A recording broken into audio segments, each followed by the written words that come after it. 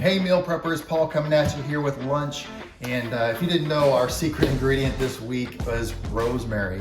And so I've got a rosemary and lemon chicken here with baby potatoes and roasted green beans. And this is actually an easy dish to make, and it's very, very flavorful.